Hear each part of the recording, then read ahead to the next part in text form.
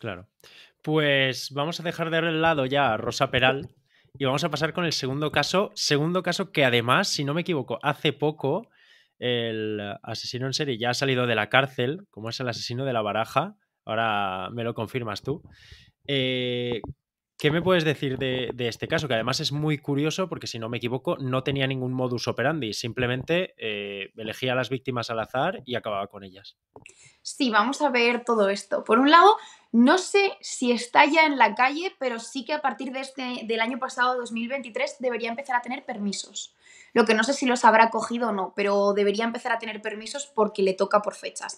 De todas formas, como tarde, saldrá definitivamente en 2043. Esto es así porque el caso empieza en 2003. Tuvo, si no recuerdo mal, 6 víctimas y 3 testigos, 3 personas que sobrevivieron. Y bueno, es una persona que sí que tenía un modus operandi, porque al final modus operandi es como la forma en la que ellos hacen todo, ¿no? La forma en la que se acercan a la víctima, la forma en la que se escapan y demás, pero no tenía una elección de víctima concreta. Mataba al azar. No, no es, por ejemplo, como Ted Bundy, que quería morenas con el pelo liso. No. Claro. Entonces, tuvo varias muertes. De estas, la mayoría de ellos les hizo arrodillarse y les dio un tiro en la cabeza. Esto confundió mucho a la policía, porque el momento en el que tú arrodillas a alguien y le das un tiro, normalmente suele tener que ver con sicarios, ajustes de cuentas, esta clase de cosas. Entonces la policía, que además fue muy listo, porque lo hizo en lugares diferentes, de forma que las comisarías que llevaran los casos fueran diferentes. De hecho, el primer caso lo llevó una comisaría, el segundo otro, el tercer caso la Guardia Civil. Entonces, en ese momento las comisarías no se comunicaban entre ellas, a no ser que fuera algo especialmente llamativo, y Claro. eso pues hizo que fuera mucho más difícil de captar. La primera persona a la que mató fue en enero de 2003 y fue un chico que estaba esperando el autobús en Barajas. Me parece que eran las 5 de la mañana, el chico acababa de salir de trabajar y este hombre pues apareció, le dijo arrodíllate, le dio el tiro y debajo de este chico se encontraba una carta, unas de copas, pero esto fue absolutamente azar. La primera carta fue azar y él no sabía que esto estaba así hasta que salió en los periódicos el asesino del naipe. Alfredo Galán, que es el asesino de La Baraja, es una persona también narcisista, con necesidad de llamar un poco la atención, de decir, oye, aquí estoy yo, un poco de megalomanía. ¿Qué pasa? Que le vino muy bien que alguien, el azar en este caso, firmara por él como el asesino del naipe. ¿Qué hizo? Pues se llevó una baraja de cartas y a partir de ahí, cada vez que mataba a alguien, iba dejando una carta. Una carta con un punto, porque él puso un punto por si alguien quería hacer crímenes que no fueran suyos, decir, oye, que esos no son míos. Claro. Entonces, después de este caso, que fue en enero, el siguiente fue 5 de febrero. El 5 de febrero tuvo varios ataques. Uno de ellos fue a un portero, al que mató también arrodillado, además, enfrente de su hijo de 2 años. Por eso también se tomó como un ajuste de cuentas, porque qué persona que no sea un ajuste de cuentas va a hacer esto de esta forma y delante de un Claro. niño.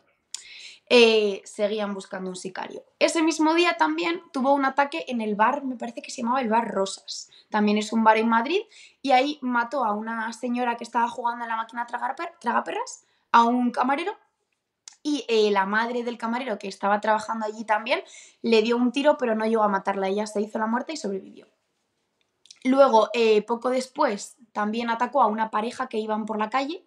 A él le mató, pero a ella no la llegó a matar porque se le encasquilló la pistola y no llegó a matarla. Y después pues tuvo algunas víctimas más con un modus operandi muy similar, siempre dejando la carta con el punto. ¿Qué pasa? Que él sabía cómo hacerlo para que no le buscaran. De hecho, cuando luego le hicieron la entrevista, dijo que él sabía perfectamente dónde estaban eligiendo a las víctimas para que la policía de cada comisaría trazara un círculo alrededor de esa víctima y buscara cerca de ese lugar, porque la policía, cuando hay un asesinato, normalmente buscan que el asesino viva o trabaje o frecuente ese lugar. Pero claro, él como sabía que esto iba a ser así, pues lo hizo todo en Madrid, viviendo él, pues me parece que en Ciudad Real. ¿Qué pasa? Que al final se cansó de no tener ese reconocimiento, vio de hecho retratos robots suyos en la tele porque una de las testigos hizo un retrato robot y no se parecía en nada, y se cansó de no tener el reconocimiento que él quería. Para él dejó de ser suficiente el hecho de que supieran que todos los crímenes eran del asesino de la Baraja. Y llegó y se entregó a la policía. Dijo, oye, soy yo, me vengo a entregar. Les dijo algo así como, me vengo a entregar porque sois tan inútiles que no me vais a coger nunca, o algo así.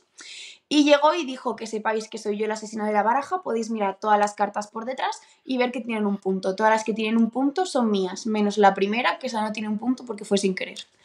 Y se quedó tan ancho. Y Ostras, así le cogieron, pero es que a lo mejor si no se entregan no lo hubieran cogido. claro. O sea, 100% se sabe que es él. Él sabía lo del punto en la baraja y esto es algo que no se hizo público y que no sabía nada más que personas muy concretas dentro de la comisaría.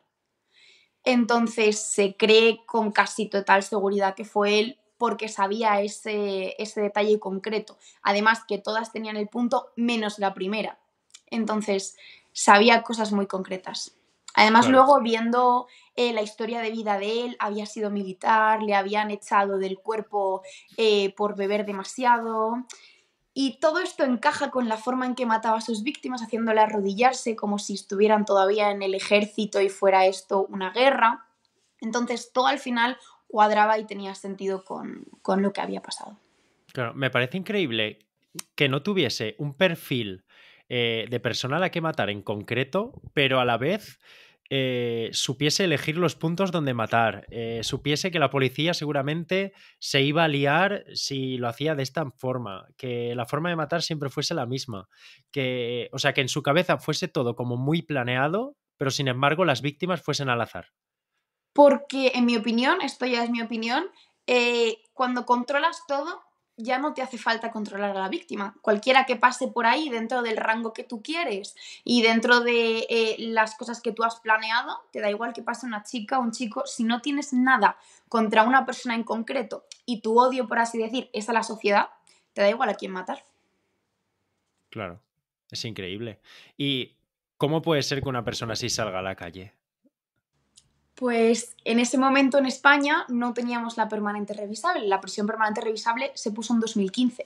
Entonces, gente como el asesino de la Baraja acaba de salir ahora mismo un violador y asesino en serie de Castellón, el asesino en serie de Castellón, me parece. No recuerdo ahora mismo cómo se llama, pero ha salido a la calle hace nada y es una persona que dijo que él iba a volver a hacerlo, que él no se arrepentía de lo que había hecho. Pero claro, como la prisión permanente revisable no se puso hasta 2015, todos los casos anteriores tienen una pena máxima de 40 años. Así que en 40 años como mucho tienen que salir a la calle porque es como tenemos la justicia ahora mismo. Aunque haya un informe de un psicólogo en la cárcel que diga, no, esta persona no se ha reinsertado, no podemos hacer nada. Claro, es increíble. De hecho, José Bretón va a salir a la calle también. Claro. ¿Le toca dentro de poco? No, dentro de poco no, porque su caso, si no recuerdo mal, fue como 2013, poco antes de 2015, no mucho. Entonces le tocará pues 40 años después. Sí, pero bueno, a ver, me voy a meter un poco en el barro. Pero José Bretón sí que es verdad que fue si no me equivoco, un caso por Fue a sus tema hijos, de sí. pareja y sentimental. Me refiero, no es tan al azar como puede ser una persona que iba matando por la calle. No, no, claro, al final en cuanto a la sociedad va a ser menos peligroso que esté José Claro, Bretón en la calle que esté Alfredo Galán, por supuesto. Pero también fue un caso muy sonado y, por ejemplo, claro. José Bretón puede ser que tenga una pareja y Y también que es vuelva a peligroso pasar. en el sentido de me he hecho una pareja, pues a lo mejor también la mata. O no, no lo sabemos. Entonces, es un poco esa incertidumbre de gente que ya lo ha hecho y sobre todo gente que no se arrepiente. Yo no sé si José Bretón se arrepentirá o no, no lo sé. Pero gente que no lo ha hecho, gente que no se arrepiente y gente que no se reinserta, tienen que salir a la calle igual, a no ser que haya sido a partir de 2015. Claro, porque además el caso de José Bretón puede ser que pase como otros asesinos en serie, que había muchas parejas que lo tienen como un ídolo o como un referente y de decir, yo puedo ser el que cambie a esta persona o yo puedo ser el que lo haga buena persona. Eso pasa mucho, mucho. Uy, perdón. Uy, que va. Eso pasa mucho con, con muchos asesinos en serie, con gente que está en la. Incluso aunque no sean asesinos en serie, gente que está en la cárcel. De hecho, tiene un nombre. En criptofilia, me parece que se llama, es el hecho de tener como una parafilia sexual hacia gente que está dentro de la cárcel. Luego hay más parafilias hacia gente famosa dentro de la cárcel o gente tal. Pero sí, esto pasa. Hay gente que dice, yo voy a ser la persona que cambia a este asesino en serie que ha matado a 57 chicas, no voy a ser la 58. Claro, Es que es peligroso, sí. claro.